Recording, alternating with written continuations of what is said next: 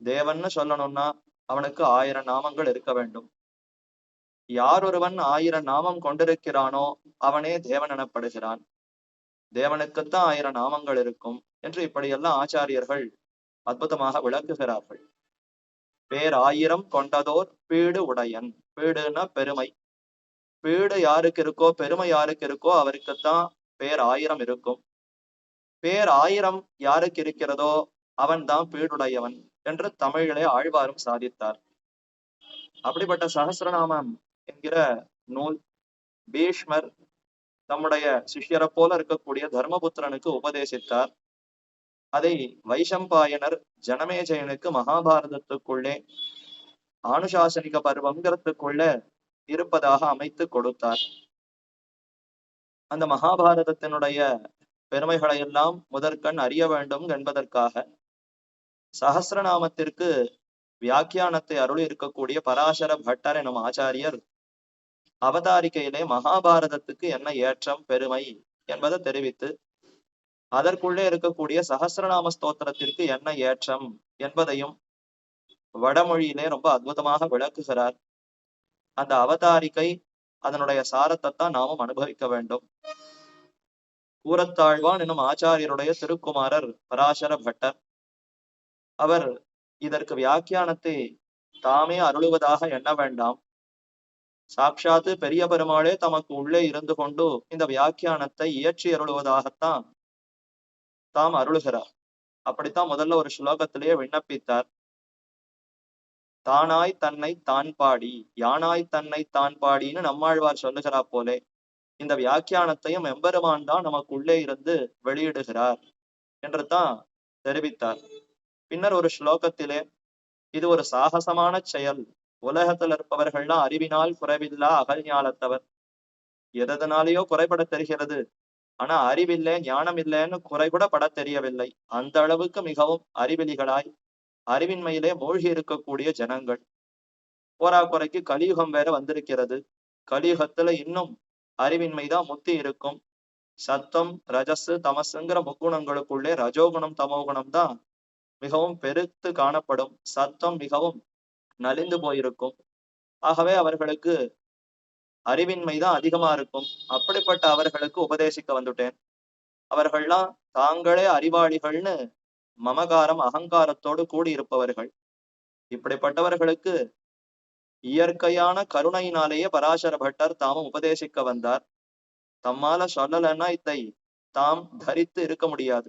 தாம் பெற்ற அந்த அர்த்த விசேஷ அனுபவத்தை பலருக்கும் கொடுக்க வேண்டும்ங்கிற அந்த மிகுந்த கருணையினாலே உபதேசிக்கிறார். இதை எம்பெருமானும் பொறுத்து கொள்ள வேண்டும், வியாசாச்சாரியரும் பொறுத்து கொள்ள வேண்டும். ஏன்னா அவர்கள் தானே இந்த கிரந்தத்தை கொடுத்தருளினார்கள். ஆகவே அவர்கள் என்னை கண்டு கோபம் கொள்ளாமல் என்னிடத்திலும் இரக்கத்தோடு சரி சரி நாமே உலகத்தவர்களுக்கு கொண்டு போய் சேர்க்க வேண்டும், அந்த காரியத்தை இவர் செய்கிறாரேன்னு நம்மிடத்துல அனுகிரகத்தை தயையை புரிய வேண்டும் என்று தெரிவித்தார்.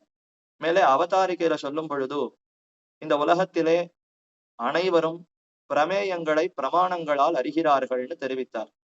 பிரமேயம் என்பது நம் அறிவினாலே தெரிந்து கொள்ளக்கூடிய விஷயம், நம் அறிவுக்கு விஷயமாக இருப்பது.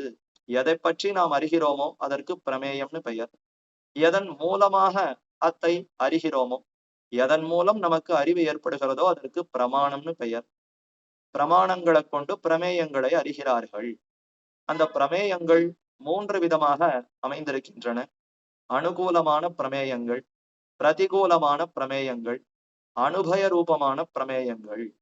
அனுகூலமா இருப்பது நமக்கு உதவி புரிவது, நமக்கு நன்மையை கொடுப்பது, நமக்கு சந்தோஷத்தை விளைப்பது, இதெல்லாம் அனுகூலமான பிரமேயங்கள். தென்றல் காற்று, சந்தனம், புஷ்பம், இதெல்லாம் நமக்கு அனுகூலமான பிரமேயங்கள். அடுத்து நமக்கு பிரதிகூலமாய் துன்பத்தை குடைக்கக்கூடியதாய் நமக்கு வேதனையை உண்டு பண்ணுவது, நமக்கு நன்மையை விளைப்பாது தீங்கை விளைவிக்கும் அப்படிப்பட்ட பொருள்கள், அப்படிப்பட்ட விஷயங்கள் எல்லாம் பிரதிகூலமான பிரமேயங்கள் என்று தெரிவித்தார். பிரதிகூலமாக இருக்கக்கூடிய பிரமேயங்கள்னு பார்த்தால், அதாவது கத்தி, முள்ளு, இதெல்லாம் நமக்கு பிரதிகூலமாக இருக்கிறது. விஷ ஜந்துக்கள் இதெல்லாம் நமக்கு துன்பத்தை விளைக்கக்கூடியவையாய் இருக்கின்றன. அப்ப அதெல்லாம் பிரதிகூலமான பிரமேயங்கள்.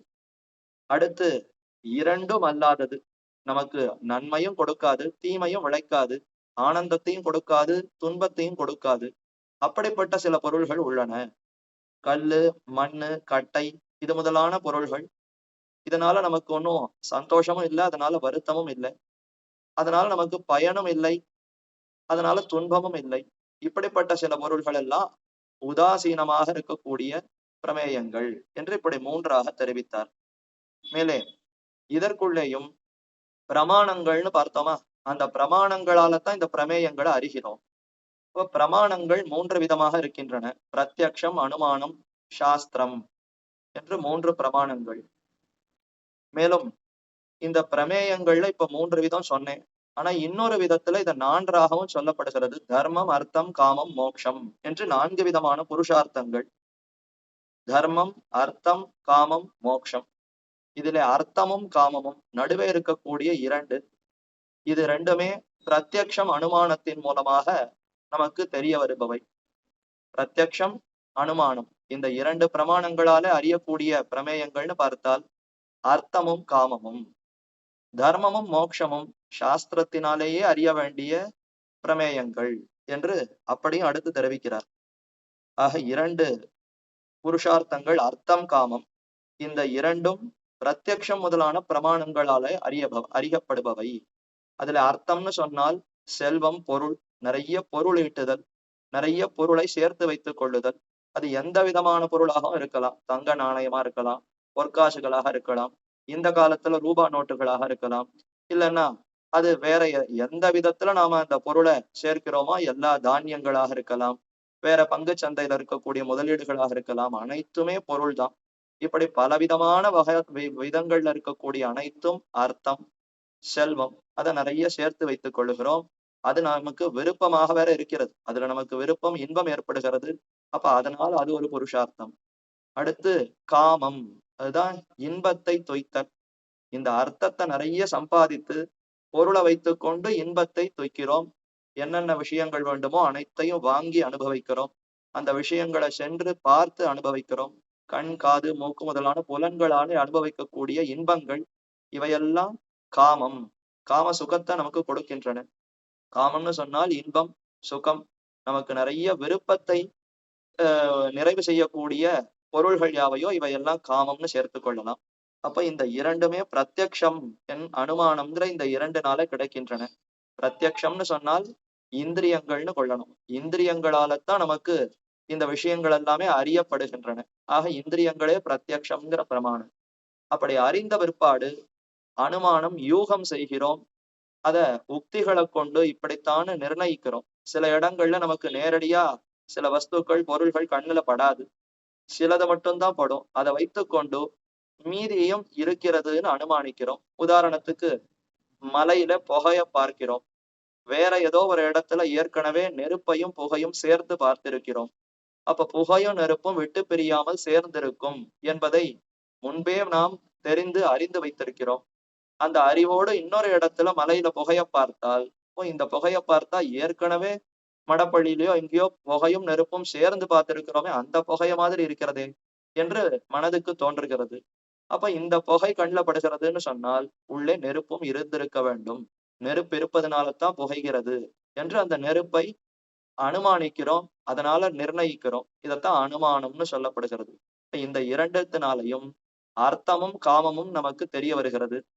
பிரத்யக்ஷம், அனுமானம் என்று நமக்கு வசப்பட்ட இந்த பிரமாணங்கள் மூலமாக இந்த பொருள்கள் தெரிய வருகிறதுங்கிறதுனாலேயே இவைகள் எல்லாம் தாழ்ந்ததுன்னு கொள்ளலாம். இப்ப முதல்ல நாம பார்த்தது சில பிரமேயங்கள் அனுகூலம், பிரதிகூலம், 2ம் அல்லாததுன்னு 3ஆக பார்த்தோம்.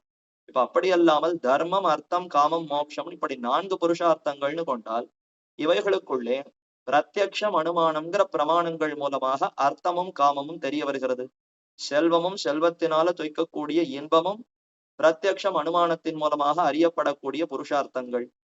இந்த பிரத்யக்ஷம் அனுமானத்தின் மூலமாக அறியப்படுவதனாலேயே இவைகள் தாழ்ந்தவைகள் என்று கொள்ளலாம். ஏன்னா நம்ம கண், காது, மூக்கு முதலான புலன்களால அறியப்படுபவை. அவைகள் தாழ்ந்தது, ரொம்ப குறைச்சலாகத்தான் இருக்கும், அல்பமாகத்தான் இருக்கும், உயர்ந்ததாக இருக்காது என்று இப்படியெல்லாம் அதனுடைய தன்மைகளை நாம நிர்ணயிக்கலாம். சீக்கிரமாக அழிந்து போய்விடும். எத்தனை காலத்துக்கு இந்த இன்பமோ இந்த செல்வமோ இருக்கும்? இன்னைக்கு வேணா கோட்டீஸ்வரனாக சேர்த்து வைக்கலாம், 2 நாள் ஆன பிற்பாடு அத்தனை செல்வம் இல்லாமல் கூட போய்விடலாம். இதைத்தான் ஆழ்வார் சொல்லும் பொழுது, ஒரு நாளகமாய் ஓட உலகுடன் ஆண்டவர் கருணாய் கவர்ந்த காலர் சிறகிய பாணையர் பெருநாடு காண இம்மையிலே பிச்சைதாம் கொள்வர் திருநாரணந்தாள் காலம் பெற சிந்தி தூய்மினோ என்று ஐஸ்வர்யத்துல வைராக்கியம் வேண்டும்னு உபதேசிக்கிறார் அந்த பதிகத்திலே.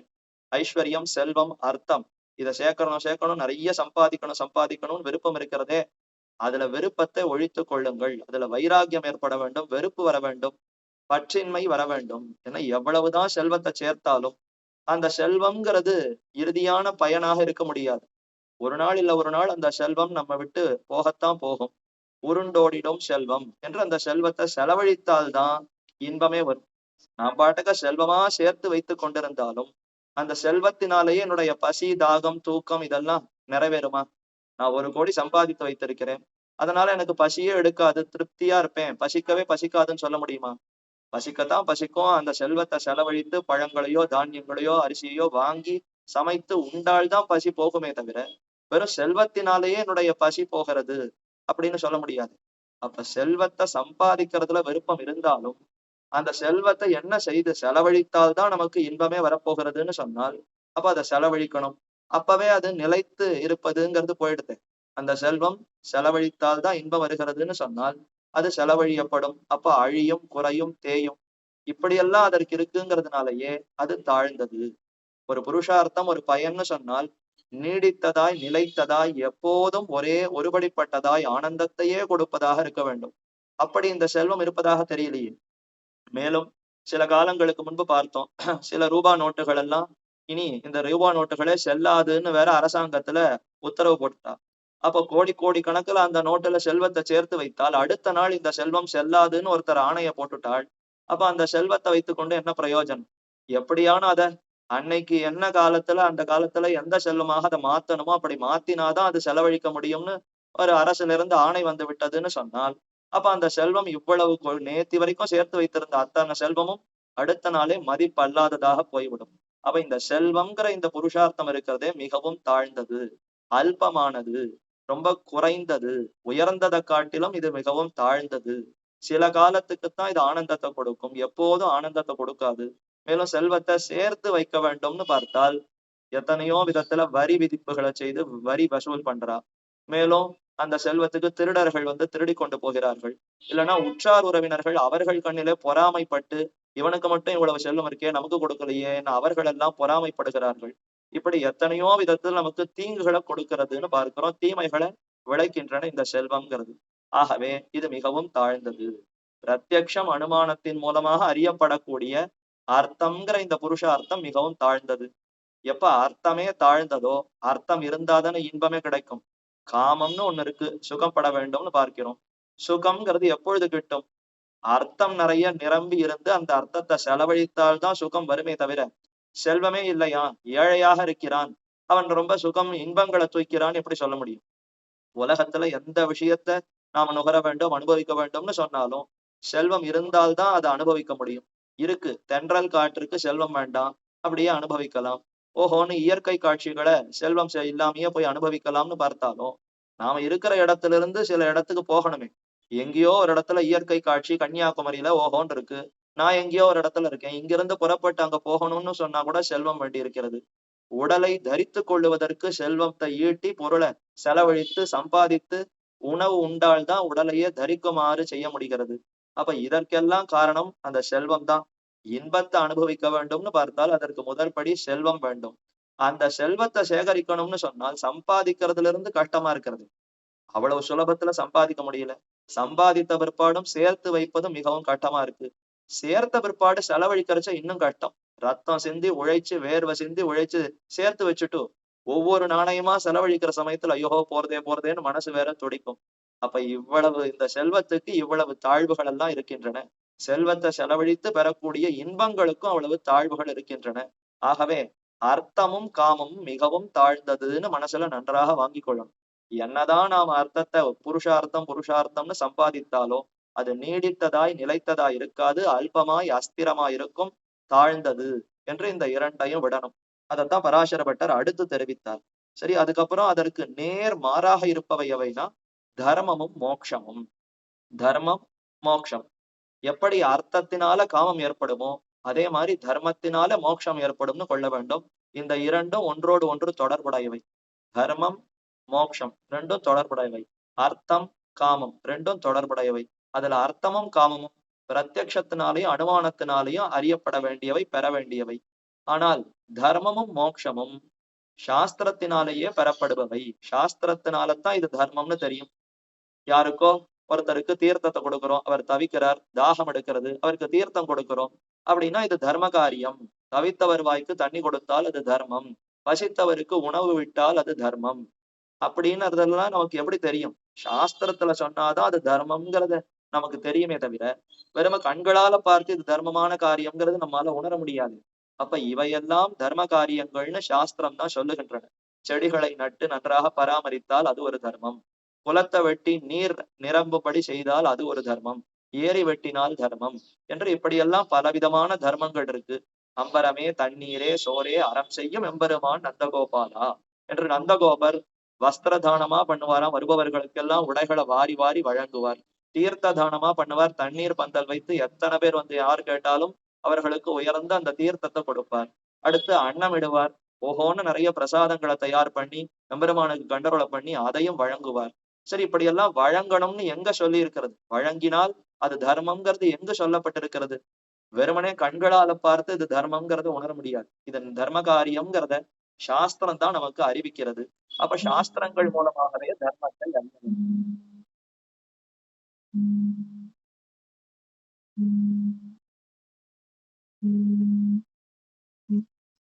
தர்ம காரியத்தை சாஸ்திரங்கள் மூலமாகவே அறிய வேண்டும். அதே போல இந்த தர்மத்தை நிறைய செய்ய செய்ய அதனாலே எம்பெருமான் சந்தோஷப்படுகிறான். நம்முடைய பாபங்கள் எல்லாம் தொலைகின்றன. புண்ணிய பாபங்கள் அது நமக்கு சாஸ்திரம் மூலமாகத்தான் தெரியவே தெரியும். இந்த காரியம் புண்ணியமான காரியம், இந்த காரியம் பாபமான காரியம். அடுத்தவரை குறித்து வெய்தோம்னு சொன்னால் அது பாபம். அடுத்தவரை துன்புறுத்தினோ, உடலால துன்புறுத்தினால் பாபம். மற்ற ஜீவராசிகளை துன்புறுத்தினால் ஹிம்சை, அது ஒரு பாபம். இதெல்லாம் வெறுமனே கண்ணால பார்த்தோ காதால கேட்டோ நம்மளால புரிந்து கொள்ள முடியாது. இதெல்லாம் பாபம்ங்கிறது சாஸ்திரம் தான் தெரிவிக்கிறது. அப்ப சாஸ்திரத்தின் மூலமாகத்தான் தர்மத்தை அறிய முடியும். பாபங்கள் தர்மத்தை செய்ய செய்யவே நம்முடைய பாபங்கள் எல்லாம் நசிக்கின்றன. பாபம் போயிட்டுன்னு சொன்னால் அடுத்து பெருமானுடைய அருளாலே நமக்கு முக்தியே கிட்டுகிறது. அதுதான் மோட்சம்ங்கிறத சொல் குறிக்கிறது. மோட்சம்னா விடுதலை. இந்த சம்சார பந்தத்திலிருந்து விடுபடுகிறோம். தர்மத்தை செய்ய செய்ய பாபம் போகுமா? புண்ணியத்தை சேர்த்து கொள்ளுவோம். இப்ப புண்ணியத்தையும் விடணும். இந்த மோட்சத்துக்கு போகணும்னு சொன்னால் சில பேர் நினைத்து கொள்ளலாம், ஓஹோன்னு நிறைய புண்ணியம் பண்ணியிருந்தால் மோட்சத்தை அடையலாம். கிடையவே கிடையாதுங்கிறார் சாஸ்திரத்துல பெரியோர்கள். புண்ணியத்தையும் பாபத்தையும் ரெண்டுத்தையும் தொலைத்தால்தான் மோட்சத்துக்கு போக முடியுமே தவிர நிறைய புண்ணியசாலி நிறைய தர்மத்தை செய்து ஓஹோன்னு புண்ணியம் செய்திருப்பவர் மோட்சத்துக்கு போகலாமான்னு கேட்டால், புண்ணியத்தை நிறைய செய்தால் ஸ்வர்கலோகத்துக்கு போகலாம், அல்லது சந்திரலோகம், அத மாதிரி நிறைய லோகங்கள் இருக்கு. பிரம்மலோகம் வரை கூட புண்ணியசாலிகள் போய் செல்லலாம். அங்க சில பதவிகளை எடுத்துக்கொண்டு இன்பத்தை தொய்க்கலாம். ஆனால் மோட்சம் வேண்டும், மீண்டும் சம்சாரத்துல பிறவியில்லாத ஒரு நிலை ஏற்பட வேண்டும்னு சொன்னால் அதுதான் மோட்சம். அந்த மோட்சத்திற்கு புண்ணியத்தையும் தொலைக்கணும், பாபத்தையும் தொலைக்க வேண்டும். பாபம்ங்கிறது இரும்பு விலங்கு. இந்த சம்சாரத்துல நாம சிறை வைத்திருக்கப்பட்டிருக்கிறோமா? சிறையர்கள் கைதிகளுக்கெல்லாம் கையில விலங்கு போடுவார். இரும்புனால விலங்கு போட்டு வைத்தால் அப்ப அது பாபம்னு கொள்ளலாம். நல்ல உயர்ந்த 24 சொக்க தங்கத்தினாலே கைகள்ல விலங்கு அணியப்பட்டதுன்னு சொன்னால் அத புண்ணியம்னு கொள்ளலாம். சிறை கைதி தான். அவன் தங்கத்துல விலங்கு போட்டா என்ன, இரும்புல விலங்கு போட்டு கொண்டிருந்தால் என்ன, ரெண்டுமே விலங்குத்தான் இவனை இதுல கட்டுப்படுத்ததான் கட்டுப்படுத்துகிறது. அத மாதிரி புண்ணியமோ பாபமோ ரெண்டும் இந்த சம்சாரத்துலதான் கட்டுப்படுத்துகின்றன. பாபம்ங்கிறது யமபட்டணத்துக்கு அழைத்து கொண்டு போய் நரக வேதனைய அனுபவிப்பதற்கு காரணமா இருக்கிறது. புண்ணியம்ங்கிறது மேலான உயர்ந்த லோகங்களுக்கு போய் இன்பத்தை அனுபவிக்கிறதுக்கு காரணமா இருக்கிறது. அப்ப இன்ப துன்பங்கள் அனுபவிப்பதற்கு புண்ணிய பாபங்கள் காரணம். இந்த தாழ்ந்த இன்பத்தையும் விட்டுட்டு உயர்ந்த நீடித்த நிலையான இன்பத்தை பெறுவதுதான் மோட்சம்ங்கிற நிலை. அந்த நிலைக்கு போகணும்னா புண்ணியத்தையும் விடணும், பாபத்தையும் விடணும். தர்மத்தை செய்ய செய்ய எம்பெருமான் சந்தோஷப்படுகிறார். அவர் சந்தோஷப்பட்டு ஞானத்தை வழங்குவார். அந்த ஞானத்தினாலேயே புண்ணியத்தை கூட நாம விட வேண்டும், சர்வம் ஸ்ரீ கிருஷ்ணார்ப்பணமஸ்தூன்னு அனைத்த பலன்களையும் பெருமானிடத்துல விடணும். அதையே கண்ணன் உபதேசிக்கிறார். பக்தி யோகம் செய்யும் பொழுதே 3 விதமான தியாகத்தோடு செய்ய வேண்டும். கர்த்திருவ தியாகம், மமதா தியாகம், பல தியாகம் என்று 3 தியாகங்களை செய்துதான் ஒருத்தன் கர்மயோகத்தை அனுஷ்டிக்க வேண்டும், பக்தி யோகத்தை செய்ய வேண்டும். நான் தான் செய்பவன் என்கிற எண்ணம், அகங்காரம் மமகாரம் கூடாது. செய்பவன் கர்த்தா நான் அல்லன் என்ற எண்ணத்தோடு தான் தர்மத்தை செய்யணும். அடுத்து இந்த தர்மம் நான் செய்திருக்கிறேன், இது நான் செய்த தர்மம் என்கிற அந்த செயல்லையும் என்னுடையதுங்கிற எண்ணத்தை விடணும். மமதா தியாகம், மமதானா என்னுடையது. நான் தான் இதை செய்திருக்கிறேன், குளத்தையே நான் தான் வெட்டி இருக்கிறேன், இந்த பெரிய செடிகள் எல்லாம் வைத்து தோட்டத்தை வைத்ததே நான் தான், இங்க கிணறு வெட்டினதே நான் தான், அன்னசத்திரத்தை கட்டி தினந்தோறும் அன்னதானம் செய்வது நான் தான் என்று எல்லாம் நான் செய்கிறேன், என்னுடையது என்னுடையதுன்னு எண்ணினால் அதுதான் மமகாரம். மமகாரத்தையும் விடணும். தர்மங்களை செய்யும் பொழுது செய்பவன் நான், கர்த்தா நான்கிறதையும் விடணும். அப்புறம் இதை நான் இந்த செயல் என்னுடையதுங்கிற அந்த மமதா அதையும் தியாகம் பண்ணணும். அடுத்து பல தியாகம். இந்த தர்மத்தினால புண்ணியம் வருகிறது. இந்த தர்மத்தை செய்ய செய்ய சிறந்த புண்ணியங்கள் ஏற்படும்னு சாஸ்திரம் சொல்றது. இந்த புண்ணியத்துல எனக்கு விருப்பம் இல்லை, புண்ணியமும் என்னுடையதல்ல, இது கண்ணனுக்கே சேர்ந்தது என்று பலனையும் தியாகம் பண்ணணுமா. இந்த தாழ்ந்த புண்ணியம்ங்கிறது எனக்கு வேண்டாம், எனக்கு எம்பெருமானுடைய இன்னருளாலே மோட்சம்ங்கிற அந்த உயர்ந்த ஸ்தானம் பலன் வேண்டும், எம்பெருமானுடைய சந்தோஷம், அதனாலேயே நமக்கு மோட்சம் வேண்டுமே தவிர இந்த தர்மத்தை செய்து புண்ணியத்தை சம்பாதித்து சொர்க்கம் முதலான லோகங்களுக்கு போக வேண்டாம் என்ற எண்ணம் இதெல்லாம் ஏற்படணும்னு சொன்னால் நிறைய தர்மங்களை செய்ய செய்ய பெருமான் மகிழ்ந்து ஞானத்தை வழங்குவார். அவர் கொடுக்கக்கூடிய ஞானத்தினாலே இது புரிந்து அடுத்து அந்த தியாகங்களோடு இந்த செயல்களை செய்ய பெருமான் புண்ணிய பாபங்களை இரண்டையும் கழித்து ததா வித்வான் புண்ணிய பாபே விதூய நிரஞ்சன பரமம் சாமியம் உபைதி என்று வேதாந்த உபனிஷத்து தெரிவிக்கிறது. புண்ணிய பாபங்கள் ரெண்டுத்தையும் உதிர்த்து, எப்படி ஒரு பசுமாடோ ஒரு ஆடோ தன்னுடைய முடிகள் எல்லாம் அப்படி செதிர்த்து கொண்டு, ஒரு குதிரை போகிறதுன்னா அது சோம்பல் முறிக்கிற சமயத்துல தன்னுடைய முதுகுல இருக்கக்கூடிய அந்த முடிகள் எல்லாம் அப்படி உதிர்க்கும், மொத்தத்தையும் உதிர்த்து கீழே கொட்டிட்டு அது வேகமா ஓடும். அத மாதிரி இந்த ஜீவாத்மா புண்ணிய பாபங்கள் ரெண்டுத்தையும் உதரத்தி தள்ளி இந்த இடத்துல தள்ளி விட்டு பரமானை அடைகிறான்னு உபனிஷத்து தெரிவிக்கிறது. அதுதான் மோட்சம். இந்த இரண்டும் தர்மமும் மோட்சமும் சாஸ்திரங்களை கொண்டே அறிய வேண்டும் என்று பெரியோர்கள் இத்தை அழகாக தெரிவிக்கிறார்கள். இதெல்லாம் பராசர பட்டர் அவதாரிக்கையில சொல்லி, சரி இந்த தர்மமும் மோட்சத்துக்குள்ளே இப்ப மோட்சம்தான் உயர்ந்ததுங்கிறது புரிந்ததா? என்னதான் தர்மத்தை செய்தாலும் தாழ்ந்த அந்தந்த லோகங்களுக்கு போய் சுகங்கள் அனுபவிக்கலாம், இந்த சுகமும் நீடித்ததில்லையே. பிரம்மலோகத்துக்கு போய் சுகம் அனுபவிக்கிறோம்னு சொன்னால் எவ்வளவு காலம் அனுபவிக்க முடியும்? பிரம்மாவனுடைய ஆயுசு 100 வருஷம், நம்முடைய வயசை போல 100 வருஷம்னு கொள்ள வேண்டாம், அவருக்கு இன்னும் நிலையான நீடித்ததா இருக்கும். ஒரு கல்பத்தோ 2 கல்பத்தை சேர்ந்து அவருக்கு ஒரு பகல், அதாவது ஒரு நாள். ஒரு கல்பம்ங்கிறது அவருக்கு ஒரு பகலாம், 2 கல்பம்ங்கிறது சேர்ந்தது ஒரு நாளாம். இத மாதிரி அவருக்கு 360 நாட்கள் கொண்டது ஒரு வருஷம். அத மாதிரி 100 வருஷங்கள் அவருடைய ஆயுசுன்னு சொன்னால் அது எத்தனையோ லட்சக்கணக்கான கோடிக்கணக்கான வருஷங்கள். அத்தனை வருஷங்கள் பிரம்மலோகத்துல இருந்தாலும் பிரம்மாவும் அழிவார், பிரம்மலோகமும் அழியும். இத்தனை லோகங்களும் அழியிற சமயத்துல அதுவும் அழிந்துதான் போகும். அப்ப இவ்வளவு புண்ணியங்களை சம்பாதித்து அந்த லோகத்துக்கு போனாலும் பிரம்ம புவனாலோகான் புனராவர்த்தி நோர்ஜுனா என்று கண்ணன் கீதையில தெரிவிக்கிறார். பிரம்மலோகம் தொடங்கி அனைத்து லோகங்களும் புனராவர்த்தி, போனால் மறுபடியும் வந்துதான் சேரணும். ஆனா மாமுபேத்தியது கவுந்தேய புனர்ஜன்ம நவித்தியதே. யார் ஒருவன் என்னை அடைகிறானோ, பரமாத்மாவனை என்னிடத்துல வந்து சேருகிறானோ அவனுக்கு மீண்டு வருதல்ங்கிறதே கிடையாதுன்னு தெளிவாக உபதேசிக்கிறார். அப்ப என்னதான் தர்மத்தை செய்து புண்ணியத்தை சம்பாதித்த லோகங்களுக்கு போனாலும் பயனில்லை, திரும்பி வந்துதான் ஆகணும். ஆகவே அது ஒரு படி கீழே தான், தாழ்ந்ததுதான். மோட்சம்ங்கிறதான் உயர்ந்ததுன்னு தெரிய வருகிறதா? சரி, அந்த மோட்சத்தை சாஸ்திரங்கள் கொண்டத்தான் அறிய வேண்டும்னு எப்படி அதை அறுதியிடுவதுன்னா அதே சாஸ்திரங்கள் தான் தெரிவிக்கின்றன. சாஸ்திரம் அறிந்த பெரியோர்கள் தெரிவிக்கிறார்கள். வியாசர் சொல்லுகிறார், சத்தியம் சத்தியம் புனഃசத்தியம் உத்ருத்திய புஜமுச்சியதே வேத சாஸ்திராத்து பரம் நாஸ்தி ந தெய்வம் கேசவாத் பரம். இதை அவர் ஒரு நீர்நிலையில குளத்துல போய் தீர்த்தமாடுற சமயத்துல ரிஷிகள் எல்லாம் வந்து கேட்டார்கள், என்னமோ நீர் நிறைய உபதேசிக்கிறீரே, சாஸ்திரம் தான் உயர்ந்த பிரமாணம்ங்கிறதை எப்படி ஏற்றுக்கொள்வது? அதே மாதிரி எம்பெருமான் ஸ்ரீமன் நாராயணன் தான் பரமாத்மாங்கிறதை எப்படி நாங்கள்லாம் உறுதி கொள்ளுவது? அதுல எங்களுக்கு உறுதி வர வேண்டும்னா அதை எப்படி நீர் ஏற்படுத்துவீர்னு கேட்க, நான் இவ்வளவு நேரம் உபதேசித்த பிற்பாடும் உறுதி வரலன்னா அப்ப சத்திய பிரமாணம் பண்ணுவது ஒன்றுதான் இதற்கு வழி என்று தாமே போய் அந்த நீர்நிலையில போய் தீர்த்தமாடி ஈரத்துணியோடு எழுந்திருந்து நின்று கைகளை மேல உயர தூக்கி சத்தியம் சத்தியம் புனഃசத்தியம் இதோ சபதமிடுகிறேன், சத்தியமிட்டு சொல்லுகிறேன், நாத்திர சம்சயா, இதுல துளியும் சந்தேகம் வேண்டாம். வேத சாஸ்திராத்து பரம் நாஸ்தி. வேதமாகிற சாஸ்திரம், அதை காட்டிலும் மற்றொன்று சாஸ்திரம்ங்கிறது கிடையாது. சாஸ்திரம்னு சொன்னாலே வேதங்கள் தான் சாஸ்திரம். அந்த சாஸ்திரமாகிற வேதத்தை காட்டிலும் மேம்பட்டது, இதை காட்டிலும் சிறந்தது ஒன்றுங்கிறது மற்றொன்று இல்லை.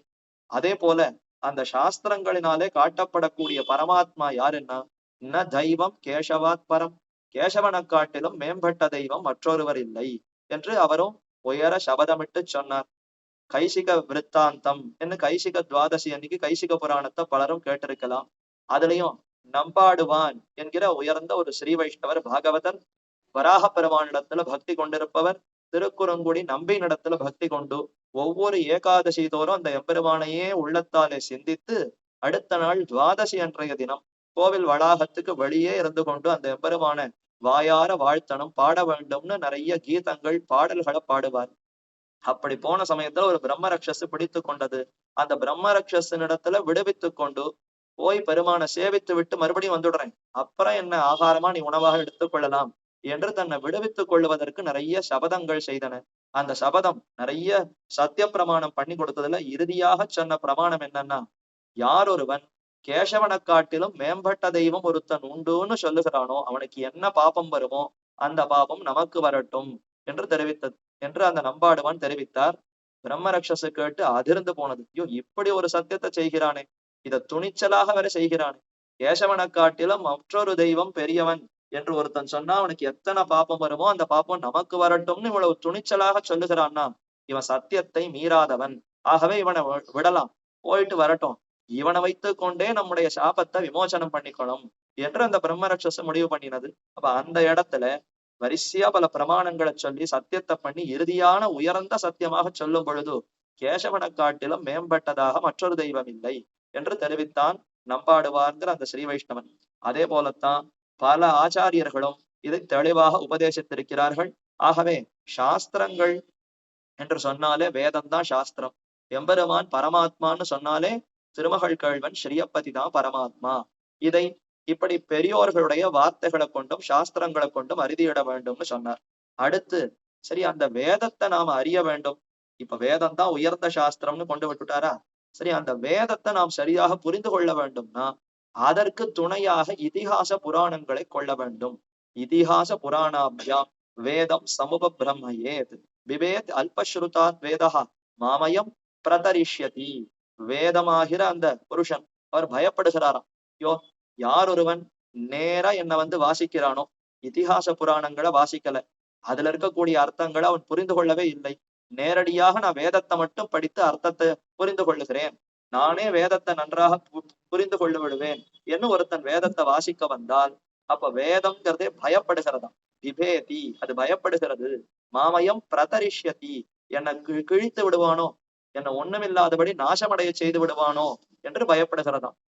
ஏன் அப்படின்னா, ஏன்னா இதிகாச புராணங்களை துணையாக கொள்ளாமல் தனித்து ஒருவன் வேதத்தை வாசித்தால் சரியான அர்த்தமே புலப்படாது. அது பாட்டுக்க மேம்போக்காக பல அர்த்தங்களை சொல்லி கொண்டு போகும்.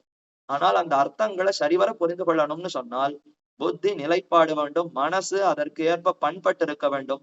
இதற்கெல்லாம் இதிகாச புராணங்கள் தான் நமக்கு துணையாக இருந்து அதையெல்லாம் செய்து கொடுக்கின்றன. அப்படிப்பட்ட இதிகாச புராணங்களை துணையாக கொண்டே நம்மிடத்துல வர வேண்டும். இதிகாச புராணாபியாம் வேதம் சம் உபபிரம்மையே. உபபிரம்மணம்னு சொன்னால் நன்றாக விளக்கப்பட்டிருக்கிறதுன்னு அர்த்தம். பிரம்மணம் அப்படிங்கிறதா வேதங்கள் பிராமணம். அந்த பிராமணமாக இருக்கக்கூடிய வேதங்களுக்கு அருகே கொண்டு போய் சேர்ப்பது உபபிரம்மணம். அதனுடைய அர்த்தத்தை இன்னும் நன்றாக தெளிவாக விளக்குகிறது. வேதத்துல ஐயம் சந்தேகம் ஏற்பட்டதுன்னா அந்த சந்தேகத்தை தெளிவாக்குவதற்குத்தான் இதிகாச புராணங்கள் இருக்கின்றன. ஆகவே இதிகாச புராணங்களை துணையாக கொண்டே வேதத்தை ஒருவன் வாசிக்க வேண்டும், கற்க வேண்டும் என்று இதுவும் பெரியோர்களால சொல்லப்பட்டிருக்கிறது. அப்ப இதிகாச புராணங்களை அவசியம் கற்க வேண்டும்னு வந்ததா அடுத்த படிக்கு கொண்டு போறார். பராசர பட்டர் ஒவ்வொரு படியா ஏத்தறார். முதல்ல பிரமாணம் பிரமேயம்னு சொன்னார். அந்த பிரமேயங்களுக்குள்ள 3 விதம்னு சொல்லி அனுகூலம் பிரதிகூலம் அனுபயம்னு சொன்னார். சரி, அனுகூலமான பிரமேயங்கள்னு சொன்னால் அது 4 விதமாக இருக்கிறது. தர்மம் அர்த்தம் காமம் மோட்சம்னு சொன்னார். அந்த தர்மம் அர்த்தம் காமம் மோட்சத்துக்குள்ளே அர்த்தமும் காமமும் தாழ்ந்ததுன்னு சொல்லி தர்மமும் மோட்சமும் உயர்ந்ததுன்னு சொன்னார். சரி, தர்மமும் மோட்சமும் சாஸ்திரத்தை கொண்டுதான் அறிய வேண்டும்னு அத்தையும் நிர்ணயித்தார். அதற்குள்ளே மோட்சம் சிறந்ததுன்னு சொன்னார். மோட்சத்தை சொல்லக்கூடிய சாஸ்திரங்கள் வேதங்கள்னு சொன்னார். வேதங்களுக்கு அர்த்தத்தை பார்க்கணும்னு சொன்னால் அப்ப இதிகாச புராணங்களை துணையாக கொள்ள வேண்டும்னு சொன்னார். சரி, இதிகாச புராணம்னு ரெண்டு இருக்கிறதே, இவைகளுக்குள்ளே எதற்கு சிறப்பு அதிகம்னு சொன்னால் இதிகாசங்களுக்கு சிறப்பு பெருமை அதிகம். ஒரு ரெண்டு வார்த்தை ரெண்டு சொற்களை சேர்த்து சொல்லும் பொழுது சாஸ்திரமே எப்படி சொல்லுகிறது? இதிகாச புராணாபியாம்னு தானே சொல்லியிருக்கு. முதல்ல இதிகாசத்தை சொல்லி அடுத்து புராணத்தை சொல்லுகிறது. இது இலக்கண சட்டத்தின்படி பார்த்தால் அங்க அல்பாச்சுதரம் பூர்வம்னு இருக்கு. அதாவது அச்செழுத்துக்கள் உயிரெழுத்துக்கள் எதுல குறைச்சலா இருக்கோ அந்த வார்த்தை அந்த சொல்லத்தான் முன்னாடி வைக்கணும். உயிரெழுத்துக்கள் எதுல குறைத்தலாக இருக்கிறதோ அந்த சொல்லத்தான் முன்னாடி வைக்க வேண்டும். ரெண்டு சொற்கள் ரெண்டு சொற்களை நாம அடுத்தடுத்து சொல்ல போகிறோம்னா எந்த சொல்லல உயிரெழுத்துகள் குறைச்சலா இருக்கோ அந்த சொல்லத்தான் முதல்ல சொல்லணுமா. இதிகாச இதிஹாச 4 எழுத்துகள் 4 உயிரெழுத்துகள் இருக்கா. புராண 3 எழுத்துகள் தானே இருக்கு. அப்ப புராணன்ற சொல்லத்தான் முதல்ல சொல்லணும். புராண இதிகாசாபியாம்னு தான் சொல்லி இருக்கணும். இலக்கணம் அவர் பாணினி அவருடைய சூத்திரத்தைப்படி இப்படித்தான் வந்திருக்க வேண்டும். ஆனாலும் சாஸ்திரம் அறிந்த பெரியோர்கள் அப்படி சொல்லலையே, இதிகாச புராணாபியாம்னு தான் சொல்லுகிறார்களேன்னு சொன்னால் அதற்கும் அந்த சூத்திரத்திற்கும் எப்படி அப்ப சமாதானம் சொல்லுவதுன்னா இன்னொரு சூத்திரம் சொல்றது. ஆமா, பொதுவான சட்டம் அல்பாச்சுதரம் பூர்வம் அபியர்ஹிதம் பூர்வம் சன்னு இன்னொன்னு சொல்றது. அபியர்ஹிதம்னா பெருமை வாய்ந்ததுன்னு ஒண்ணு இருக்கிறதுன்னா அதை முதல்ல சொல்லு. உயிரெழுத்துக்கள் குறைத்தலாக இருந்தால் கூட அதற்கு பெருமை அதிகம்னு சொன்னால் அதை முதலிலே சொல்லு என்று இது ஒரு சட்டம். அதே போல பாணினி சொல்லி இருக்கிறார். அதனால இப்ப இதிகாச புராணங்கள் ரெண்டுத்துக்குள்ளே பெருமை பார்த்தால் இதிகாசத்துக்குத்தான் இன்னும் அதிகம், அதுதான் இன்னும் பெருமை வாய்ந்தது. ஆகவே சாஸ்திரம் அறிந்தவர்கள் இதிகாச புராணாபியாம்னு முதல்ல இதிகாசத்தை சொன்னார், அடுத்து புராணங்கிற சொல்ல வைத்தார்கள். இதே போலத்தான் பராசர பட்டர் வந்தே கோவிந்த தாத்தௌ என்று ஸ்லோகத்தை பண்ணாரா. நம்முடைய ஆச்சாரியர்களை வணங்கக்கூடிய ஒரு ஸ்லோகத்தை பண்ணார். ஏற்கனவே நம்ம பார்த்துட்டோம். வந்தே கோவிந்த தாத்தௌ, அதுல கோவிந்த 3 எழுத்துகள், தாத்தௌ 2 எழுத்துகள். இதுல கோவிந்தர்ங்கிறது எம்பார குறிக்கிறது, பஞ்சசம்ஸ்கார ஆச்சாரியர் பராசர பட்டருக்கு. தாத்தங்கிறது தகப்பனாரான கூரத்தாழ்வான குறிக்கிறது. இப்ப 2 பேரை சொல்லும் பொழுது கோவிந்த தாத்தவுன்னு வந்தால் தாத்தகங்கிற சொல்லலத்தான் 2 உயிரெழுத்துகளுக்கு குறைச்சலா இருக்கு முன்னாடி வந்திருக்கணும். ஆனால் அபியர்ஹிதம் பூர்வம் பெருமை யாருக்கோ அவரை முதல்ல சொல்லணும். இவர் சரீரத்தை கொடுத்தார், கூரத்தாழ்வான் தகப்பனார் ஏதோ இந்த உடல் பிறவிய கொடுத்தார். ஆனால் நமக்கு ஆச்சாரியராக விளங்கி பஞ்சசம்ஸ்காரத்தை செய்து ஆத்ம உஜ்ஜீவனத்தையே கொடுத்தவர் எம்பார்ங்கிற ஆச்சாரியர் தானே. ஆகவே ஆச்சாரியனை முதல்ல சொல்ல வேண்டும் தான் வந்தே கோவிந்த தாத்தௌ என்று அங்கம் கூறப்பட்டிருக்கிறது. இதிகாச புராணாபியாம் என்றதற்கு உதாரணத்தை மாதிரி அதை சொன்னேன். ஆக இதிகாச புராணங்களை கொண்டே வேதங்களை அறிய வேண்டும் என்று அடுத்து கொண்டு வந்தாரா. இவைகளுக்குள்ளே இதிகாசம் பிரபலம். இத ஸ்ரீவச்சன பூஷணம் முதலான நூல்களை சொல்லும் பொழுதும் இதிகாசத்துக்குத்தான் ஏற்றம் என்று ரொம்ப விளக்கமாகவே சாதித்திருக்கிறார்கள். அப்ப இதிகாசங்கள் ஏற்றங்கள், இதிகாசங்களுக்குள்ள 2 இருக்கே, ஸ்ரீராமாயணம் மகாபாரதம். இந்த 2க்குள்ளே ஸ்ரீராமாயணத்தை வேதம்னு சொல்லப்படுகிறது. வேத வேத்யே பரே பும்சி ஜாதே தசரதாத்மஜே வேத பிராச்சே தசாதாசி சாட்சாத் ராமாயணாத்மனா, வேதங்களே ராமாயணமாக பிறந்தன என்று அதற்கு பெருமை. சரி, மகாபாரதம்னு பார்த்தால் இது 4 வேதங்களை காட்டிலும் 5வது வேதம்னே பெருமை. 4 வேதங்கள் தனி, இது 5வது வேதம். பாரத பஞ்சமோ வேதா. அது மட்டுமா, அந்த 4 வேதங்கள் மற்ற நூல்கள் எதுலையோ என்னென்னமோ விஷயத்த தேடுகிறோம், கிடைக்கல. ஆனால் மகாபாரதத்துல தேடுகிறோம், கிடைக்கிறதுன்னு சொன்னால் சந்தேகமா பட வேண்டாம். மகாபாரதம் சொல்லி இருக்குன்னு அப்படியே ஏத்துக்கோ. யதிஹாஸ்தி தத் அந்யத்ர என் நேஹாஸ்தி நதத் குவசித். மகாபாரதத்துக்குள்ள தேடி ஒரு விஷயம் நமக்கு கிடைச்சிடுத்துன்னு சொன்னால் இதன் சரி என்று நிர்ணயிப்பதற்கு இன்னொன்றை நாட வேண்டாம், இதையே சரின்னு ஒப்புக்கொண்டு அப்படியே கடைபிடிக்கலாம். சரி, மகாபாரதத்துக்குள்ள தேடியும் ஒரு விஷயம் கிடைக்கல, ஏதோ ஒரு தர்ம விஷயம் ஒரு சந்தேகம், நிறைய தேடி பார்த்தோம் கிடைக்கல அப்படின்னு சொன்னால் வெளியில எங்க தேடினாலும் கிடைக்காது, பிரயோஜனம் இல்லை, விட்டுடும். அந்த சந்தேகத்துக்கு வெளியில எங்கேயுமே சமாதானம் இருக்காது. இதுல தேடியும் கிடைக்கலன்னா இருக்காது. இதுல தேடி கிடைத்ததுன்னு சொன்னால் இன்னொரு இடத்துல தேடவே வேண்டாம். இந்த பெருமை மகாபாரதத்துக்கே அமைந்திருக்கிறது. வியாசர் நாராயண கதாமிமாம்னு தொடங்கினார். வியாசர் வேதங்கள் எல்லாம் பிரித்து கொடுத்தாருன்னு பார்த்தோமா. யாரோ உயர்ந்த திரைவர்ணிகர்கள் அந்தணர்களுக்கு மட்டும் கொடுத்தோம், நல்ல ஞானிகளுக்கு மட்டும் வேதத்தை பிரிச்சு கொடுத்துட்டோம். ஆனால் அது மட்டும் போராதே, பாமர ஜனங்கள், அதே போல ஸ்திரீகள், அதே போல குழந்தைகள், சிறுவர்கள், எத்தனையோ பேர் அறிவிலே குறைந்திருப்பவர்கள் இவர்கள் எல்லாரும் கதையை போல படித்து உஜ்ஜீவனத்தை பெறலாம். வேதத்தை படித்துத்தான் உஜ்ஜீவனம்னு சொன்னால் எத்தனை பேருக்கு முடியும்? அப்ப அதனுடைய கருத்தை கதையை போல அவர் வாழ்ந்த காலத்திலேயே சிறந்த பெரியோர்கள் எல்லாம் எப்படி தர்மத்தை கடைபிடித்து காட்டினார்களோ அதையெல்லாம் தொகுத்துத்தான் மகாபாரதமாக கொடுத்திருக்கிறார். ஆகவே இத வாசித்தாலே இவர்களுக்கு முக்தி கிடைக்கும் என்ற ஒரு கருணையோடு தான் மகாபாரதத்தை செய்திருக்கிறார். ஆகவே மகாபாரதத்துக்கு ஏற்றம் என்று அது வரைக்கும் சொன்னார். இதிஹாசன்னு சொன்னால் இதிஹாச, இதிஹ இதிஹ இதிஹ, இப்படியாம் இப்படியாம் இப்படியாம்னு வடமொழியில அதற்கு அர்த்தம். அந்த காலத்திலேயே ஒரு ரிஷி வாழ்ந்திருப்பார். வால்மீகி ராமாயணம் நடந்த காலத்திலேயே வாழ்ந்தவர். வியாசர் மகாபாரதம் அந்த பருவங்கள் அந்த கதைகள் நடந்த காலத்திலேயே இருந்தவர். இப்படி நடைபெற்றனங்கிறத தாமே நேரடியாக கண்டு அதை ஸ்லோகங்களாக இயற்றி வைத்தார்கள். ஆகவே அது இதிகாசங்கள்னு பெயர் பெற்றன. புராணம்னு சொன்னால் எப்பொழுதோ ஜகத்து படைக்கப்பட்டதிலிருந்து மொத்த சமாச்சாரமும் சொல்லப்பட்டிருக்கும். அவர் வாழ்ந்த காலத்துல நடந்த செயல்கள் மட்டும் அல்லாது ஒரு ரிஷி இன்னொருத்தர் இடத்துல கேள்வி கேட்பார். உலகம் எப்படி பிறந்தது அதை பத்தி சொல்லுமே, யார் யாரெல்லாம் பிறந்தா, எப்படி பெருமான் என்னென்னமோ அவதாரங்களை புரிந்தாராமே அது என்ன என்று முன்பு எப்பொழுதோ நடைபெற்ற அந்த விஷயங்களை ஒருத்தர் கேட்க இன்னொருத்தர் சமாதானம் சொன்னால் புராணம். புராபி நவக, எப்பொழுதோ நடைபெற்ற செயல்களை அப்பொழுதே நடைபெற்றார் போல ஒரு ஆர்வம், ஒரு சந்தோஷத்தை விளைக்கக்கூடிய அளவுக்கு எடுத்து கூறக்கூடிய சாமர்த்தியத்தோடு சொல்லப்பட்டவை புராணங்கள். இந்த இரண்டுக்குள்ளே இதிகாசம் பிரபலம். இதிகாசங்களுக்குள்ளே ஸ்ரீராமாயணத்துக்கு ஏற்றம், அதே போல மகாபாரதத்துக்கும் ஏற்றம். அந்த மகாபாரதத்துக்குள்ளே இந்த சஹஸ்ரநாம ஸ்தோத்திரம் அமைந்திருக்கிறது. சஹஸ்ரநாமத்துக்கு என்ன ஏற்றம்ங்கிறத ஒரு 6 காரணங்களை மட்டும் சொல்றார். அந்த 6 காரணத்தினுடைய பெயர்களை மட்டும் சொல்லிடுறேன். அதனுடைய விளக்கத்தை அடுத்த வகுப்புல பார்த்துக்கலாம். சஹஸ்ரநாம அத்தியாயத்துக்கு என்ன பெருமை? 6 காரணங்கள் சொல்லுகிறார். மகாபாரத சாரத்வாத், மகாபாரதத்துக்குள்ளேயே இது சாரமானது. ரிஷிபிகி பரிகானதா, பல ரிஷிகள் பிரம்ம ஞானிகள் அவர்களாலே நன்றாக கீதம் பண்ணப்பட்டவை, பாடப்பெற்றவை. ரிஷிகள் எல்லாம் வேதங்களைத்தான் எப்பொழுதும் வாசிப்பார்கள், நிறைய வேதங்களை ஓதுவார்கள்னு கேட்டிருக்கிறோம்.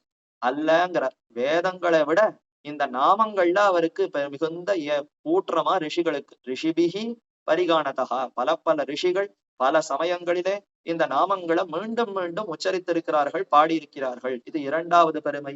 அடுத்து வேதாச்சாரிய சமாஹாராத், வேதாச்சாரியர் வேத வியாசர், வேதங்களையே பிரித்து கொடுத்திருக்கக்கூடிய ஆச்சாரியர் அதை விட இன்னும் பெருமை பெற்றது சஹஸ்ரநாமம்னு இதை வழங்கி இருக்கிறார்னு சொன்னால் அப்ப இதற்கு எவ்வளவு ஏற்றம். அவர் இதையெல்லாம் தொகுத்திருக்கிறார். சமாஹாரம்னா தொகுக்கிறார். பல இடங்கள் இருக்கக்கூடிய நாமங்களை எல்லாம் ஒன்றாக சேர்த்து மகாபாரதம்ங்கிற ஒரு பெரிய அந்த நூல் இதிகாசத்துக்குள்ள அமைத்திருக்கிறார். பீஷ்மோத்கிருஷ்ட மதத்வதா, பீஷ்மராலே உத்கிருஷ்ட மதம் நம்முடைய நெஞ்சத்துல உள்ளத்தால ஆராய்ந்து பார்த்து பீஷ்மருக்கு, அதாவது தர்மபுத்திரருக்கு உபதேசிக்கிற சமயத்துல இதுதான் மிகவும் சிறந்தது. கோதர்ம சர்வதர்மானாம்னு கேட்டால் இதோ ஏஷமே சர்வதர்மானாம்னு அதை உபதேசித்தாரா? அப்ப பீஷ்மராலேயே மிகவும் சிறந்ததுன்னு கொண்டாடப்பட்டது. அடுத்து பெரியோர்கள் பலராலும் அங்கீகரிக்கப்பட்டது. பரிகிரகாதிசேயத்தா, பரிகிரகாதிசேயம், பரிகிரகம், ஞானிகள் பெரியோர்கள் பலரும் பரிகிரகித்திருக்கிறார்கள். ரிஷிகள் மட்டும் பாடினார்கள்னு இல்ல, இன்னும் எத்தனையோ அரசர்கள், வைத்திய சாஸ்திரம் முதலான பல சாஸ்திரங்கள், எல்லா சாஸ்திரங்கள்லயும் இந்த சஹஸ்ரநாமத்தினுடைய ஏற்றம் சொல்லப்பட்டிருக்கிறது. அப்ப பலரும் இதை கை கொண்டிருக்கிறார்கள். அதனாலே இதற்கு பெருமை. இறுதியாக 6வது காரணம் கீதா தைகார்ச்ச தஷ்சனா, பகவத்கீதையோடு சமமானது. பகவத்கீதையினுடைய சாரமாகவே இது அமைந்திருக்கிறது.